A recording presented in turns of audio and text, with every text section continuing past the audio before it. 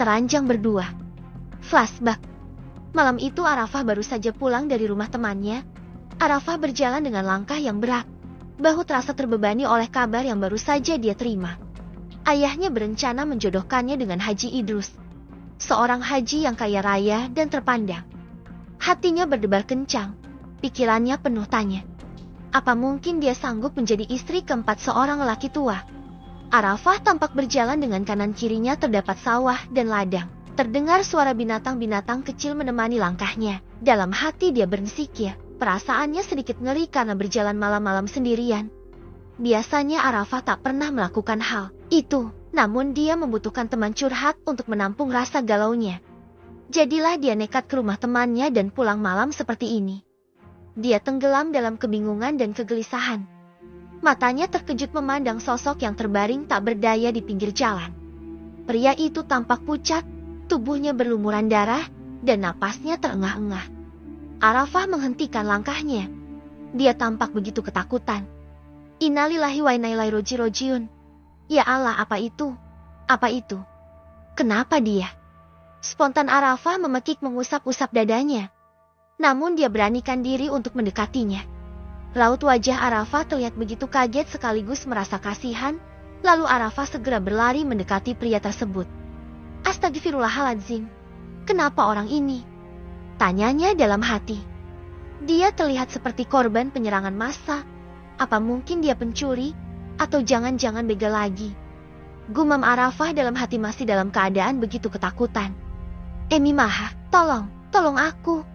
Gumamnya sambil mengangkat tangannya yang lemah dan berlumuran darah.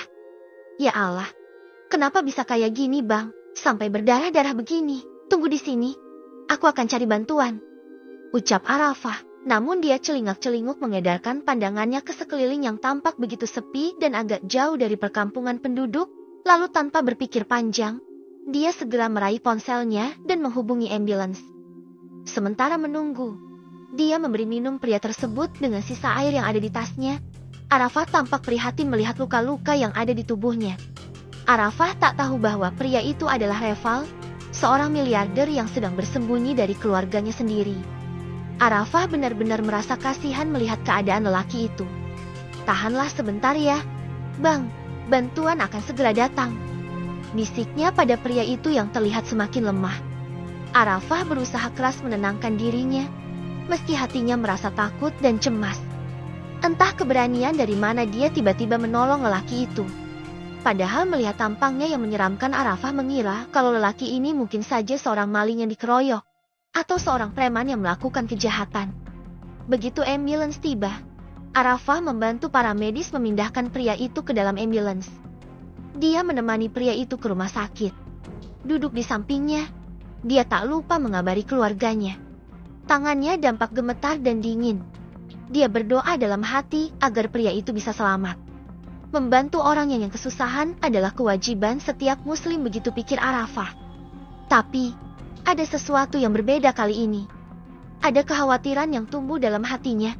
Kekhawatiran untuk pria asing yang baru saja dia temui. Aku akan tetap di sini, sampai abang bangun. Bisik Arafah pada lelaki yang ada di hadapannya yang sudah tak sadarkan diri.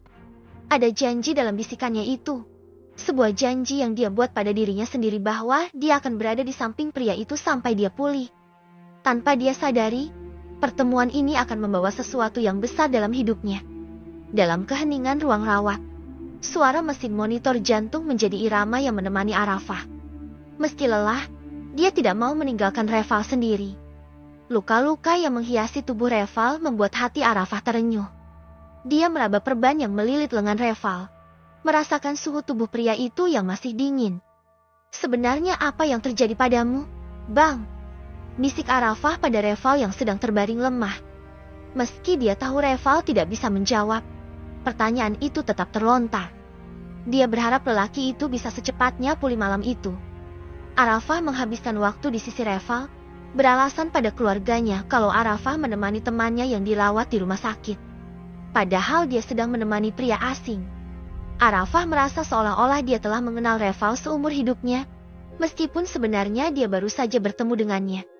Mungkinkah menemani lelaki ini adalah pelarian aku dari Abi agar aku tidak dijodohkan dengan lelaki tua itu? Lelah juga bila setiap bertemu selalu ditodong untuk segera menikah dengan haji beristri 3 itu. Gumam Arafah pada dirinya sendiri. Sementara itu, Reval yang sedang dalam keadaan setengah sadar merasakan sentuhan hangat Arafah. Meski belum sepenuhnya sadar, dia bisa merasakan kalau ada yang sedang menemaninya saat ini. Dia merasa beruntung. Dia merasa sudah lolos dari maut. Walaupun sebenarnya Diara adalah harus mati dalam keadaan kecelakaan itu. Reval merasa berterima kasih pada Arafah, meski dia belum bisa mengucapkannya. Dalam keadaan setengah sadar, dia meraih tangan Arafah dan mencoba meremasnya perlahan. Itu adalah satu-satunya cara yang bisa dia lakukan untuk mengungkapkan rasa terima kasihnya. Arafah terkejut saat merasakan Reval meremas tangannya. Arafah langsung menghempasnya dengan kasar, membuat lelaki itu memekik kesakitan. Maaf bang, maaf. Syukurlah kalau abang sudah sadar. Ucap Arafah, kemudian gadis itu segera memanggil perawat untuk memeriksanya. Flashback off. Sepenggal kisah pertemuan pertamanya dengan Arafah diingatnya dengan jelas, membuat Reval yang sedang terbaring di ranjangnya menyunggingkan senyumnya. Arafah langsung mendelik sewot ke arahnya. Apaan sih bang, jangan sembarangan deh kalau ngomong. Kita itu kan cuma pengantin-pengantin cuma suami istri bohongan. Memang apa yang abang harapkan? Tanya Arafah. Aku tidak mengharapkan apa-apa, aku juga sudah tahu. Kamu yang bilang sendiri kalau nanti aku masuk angin. Ya jalan satu-satunya kalau malam pertama seperti ini, kira-kira apa yang akan dilakukan oleh sepasang suami? Bukankah mereka itu harus berbagi kehangatan? Ucap Reval kembali menggodanya. Membuat Arafah bergidik ngeri mendengar. Iya apa sih? Aku nggak ngerti yang abang omongin. Aku masih di bawah umur. Enggak ngerti masalah 21++. Ucap Arafah sewot, kemudian dia pergi meninggalkan Eval yang tampak tertawa ucapannya. Namun tiba-tiba langkahnya terhenti. Abang jangan macem-macem ya. Kenapa bang tarik-tarik aku? Pekik Arafah marah. Sementara Reval tampak mengernyit bingung. Abang lepasin. Pekik Arafah lagi. Wajahnya sudah menahan kesal. Kamu ini kenapa? Arah. Tanya Reval menggeleng-gelengkan kepalanya sambil menahan tawa. Arafah tampak tertegun. Ternyata Reval masih tiduran di ranjangnya. Dia mengira kalau Reval sedang menarik gamisnya dan menahannya untuk pergi dirinya. Tak tahunya saat dilihat, ternyata gamisnya menyangkut pada daun pintu. Sontak saja hal itu membuat Arafah malu. Arafah cepat-cepat membenahi gamisnya dan keluar dengan pipinya yang memerah.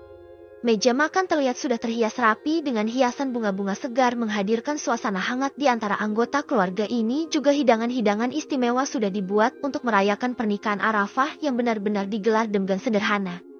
Ayah mereka, Haji Harun, duduk dengan tenang di ujung meja, tersenyum dan memandang teduh pada anak-anaknya.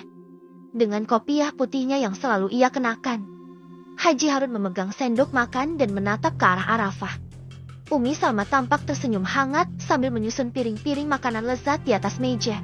Umi duduk dengan sabar di tengah-tengah keluarganya. Wajahnya yang berseri-seri memancarkan cinta dan rasa sayangnya terhadap keluarga. Di sebelah Umi tampak Nailah, duduk kakak pertamanya Arafah itu adalah perempuan yang manis dan pemurah.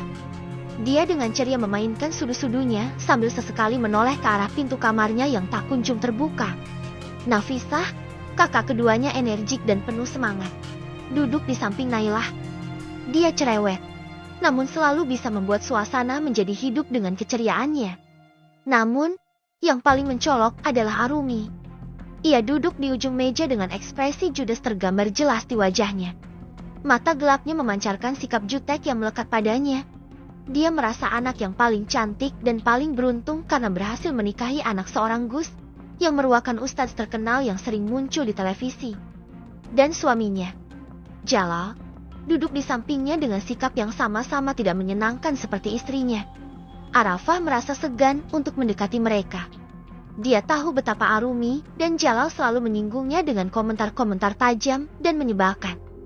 Namun, dia memilih untuk menghadapi mereka dengan sikap tenang. Demi menjaga keharmonisan Kelu dengan langkah ragu, Arafah mendekati meja makan. Nailah dengan riang segera menanyakan keberadaan suami Arafah, Reval, yang tampaknya tidak hadir malam ini. Kemana suamimu? Fah, kenapa dia nggak ikut makan malam sama kita? Tanya Nailah dengan nada penasaran. Arafah menatap Nailah dengan wajah penuh kekhawatiran. Abang katanya mau istirahat sebentar. Dia kayaknya kecapean Kak Nei. Minta izin untuk istirahat aja. Jawab Arafah dengan suara lirih. Arumi, sambil menggelengkan kepala dengan sinis, menyelah. Sepertinya suami kamu itu memang tidak berguna. Atau mungkin dia malu jadi dia sengaja sembunyi di kamar saat kita kumpul keluarga. Maklum preman kampung. Ucap Arumi sinis sambil terkikik. Jalal menambahkan. Dia memang tidak pantas bergabung dengan keluarga ini. Reval sebaiknya berpikir 2 kali sebelum menikahi kamu. Fah. Arafah merasakan amarahnya mulai memuncak. Dia menahan diri untuk tidak meledakkan emosi di depan mereka. Dia tahu itu hanya akan membuat situasi semakin buruk. Aku mohon, Karumi dan Mas Jalal jangan menghina suami aku terus. Kalian belum kenal sama dia. Jangan selalu cari gara-gara. Kata Arafah dengan suara yang tetap tenang meskipun di dalam hatinya terasa panas. Ustadz Harun, yang diam selama ini, akhirnya angkat bicara. Sudah, jangan ribut terus-menerus. Lebih baik kita nikmati makan malam kita. Mungkin suami Arafah memang kelelahan. Ucap Abi Harun, walau dalam hati dia merasa kecewa karena dia merasa lelaki itu tidak sopan dan tidak menghargai mereka sebagai keluarga. Namun dia juga tak ingin Reval kembali membuat keributan di tengah keluarga mereka. Umi mengangguk setuju. Iya, Rumi, sudahlah. Tidak usah membahasnya lagi. Lebih baik Rumi cobain masakan favorit yang udah Umi masakin. Khusus untuk Rumi. Ucap sang Umi. Tentu saja Arumi sangat senang mendengarnya. Arumi merasa diistimewakan. Dari kecil dia sifatnya keras kepala dan selalu ingin menang sendiri. Kakak-kakak dan adiknya harus selalu mengalah padanya. Arafah memasuki kamar setelah makan malam sederhana bersama keluarga besarnya. Walaupun makan malam yang mereka nikmati tadi tidaklah istimewa. Arafah merasa bahagia karena bisa meluangkan waktu bersama orang-orang tercinta. Tetapi, saat langkahnya mendekati kamarnya, pandangan Arafah tertuju pada suaminya, Reval, yang terduduk di ranjangnya sambil merokok. Sebuah ekspresi kesal langsung terlihat di wajah Arafah.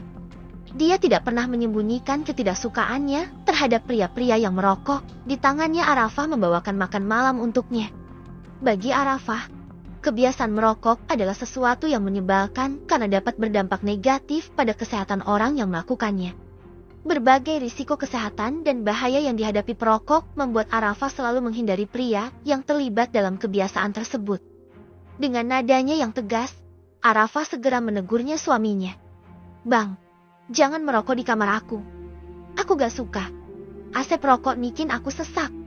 Ucap Arafah kesal. Reval terlihat terkejut dan sedikit kesal mendengar teguran itu. Dia menarik nafas dalam-dalam sebelum akhirnya memberikan respons. Cek kakak, kenapa sih? Ini gak boleh, itu gak boleh. Tolong jangan ganggu aku. Kalau kamu gak suka, kamu bisa keluar dari kamar ini. Ucap Reval Swat. Dia tampak menghisap dan menghembuskan asapnya ke udara. Arafah ingin kembali menegurnya, namun dia yakin Reval pasti tak akan menuruti keinginannya. Sebaiknya abang makan dulu. Aku lihat dari pagi abang belum makan apa-apa. Ucap Arafah lembut. Walau bagaimanapun dia merasa hutang budi pada lelaki itu. Arafah harus banyak mengalah. Dia khawatir lelaki itu akan pergi sebelum perjanjian mereka selesai. Aku gak kelapar. Ucapnya dingin. Arafah mengangkat alisnya. Penyesalan juga rasa kecewa tergambar jelas di matanya. Namun, dia mengerti bahwa Reval memiliki pendirian yang sulit untuk diubah. Meskipun demikian, Arafah tidak bisa menahan diri untuk tidak mengutarakan rasa tidak senangnya. Malam pertama mereka ini memang bukanlah malam yang dia harapkan. Dia menikahi lelaki asing, bukan menikah dengan lelaki yang teramat dicintainya. Namun demikian Arafah berusaha tegar. Toh pernikahan palsu itu hanya akan berjalan beberapa bulan saja. Tanpa mengucapkan sepatah kata pun, Arafah memilih untuk berjalan menuju ranjang mereka dan duduk di sisi yang kosong. Dia berharap Reval bisa merasakan ketidaksukaannya melalui tatapan diamnya. Reval, yang masih terduduk di ranjang dengan wajah yang sulit dibaca, akhirnya mematikan rokoknya dan melemparkannya ke asbak miliknya. Dia bisa merasakan ketegangan di udara dan menyesal telah membuat Arafah merasa tidak nyaman dengan kebiasaannya yang merokok. Tiba-tiba, Reval menarik nafas dan memandang Arafah dengan sorot matanya yang tajam. Apa kita akan tidur di ranjang yang sama malam ini? Bukankah kamu keberatan kalau aku pulang ke rumahku sendiri? Tanyanya Data. Arafah tampak cemas dan gugup dengan pertanyaan Reval. Dia tak mungkin keluar dan tidur di kamar lain. Dia juga tak mungkin menyuruh Reval pergi. Arafah tampak menggigit ujung kukunya. Abang tidur di bawah, pakai bantal dan selimut ini, ucap Arafah sambil menyerahkan bantal juga selimut untuknya. Tidak mau, aku tidak nyaman tidur di lantai. Aku tidak terbiasa. Tolaknya mentah-mentah. Mau tidak mau aku harus tidur di sampingmu, ucap Reval. Arafah tampak melotot tak terima. Kalau begitu biar aku saja yang tidur di bawah, ucap Arafah mengalah. Dia mengambil bantal dan selimut yang dia berikan tadi. Kenapa kamu keras kepala? Aku janji tak akan berbuat macam-macam denganmu. Bukankah sudah aku bilang, kamu bukan tipeku. Aku sama sekali tidak tertarik padamu. Aku tidak suka perempuan menutupi rambut seperti itu. Aku benar-benar tidak suka. Jelek dan seperti wanita tua, ejeknya. Darah Arafah langsung berdesir mendengarnya. Aku juga tidak suka lelaki preman begajulan seperti kamu. Badan bagus-bagus kok dipakrin tato, pakai anting segala, udah kayak banci kaleng. Hardik Arafah tak mau kalah. Namun bukannya marah, Reval tampak terkekeh mendengar ejekannya. Ya sudah, terserah kamu saja. Kalau mau tidur di bawah terserah. Aku tak memaksa, ucap Reval sambil menggedikkan bahunya. Arafah tampak mendengus kesal. Melewati Reval yang langsung berbaring, bertelanjang dada, dengan otot-ototnya yang kekar. Dengan kaki dibuka lebar-lebar menguasai ranjangnya. Dia segera menghamparkan selimut itu lalu tertidur di lantai dengan satu bantal. Namun tiba-tiba Reval bangkit dari tempat tidur dan dengan cepat menghampiri Arafah, membuat gadis itu terkesiap. Karena lelaki itu tiba-tiba mendekatinya dan mengikis jarak. Ada apa, abang? Tanyanya dengan tergagap. Namun Reval tak menjawab. Kedua tangannya menelusup ke tubuhnya, dan dia langsung menggendong tubuh Arafah hingga tubuhnya melayang, membuat gadis itu semakin panik.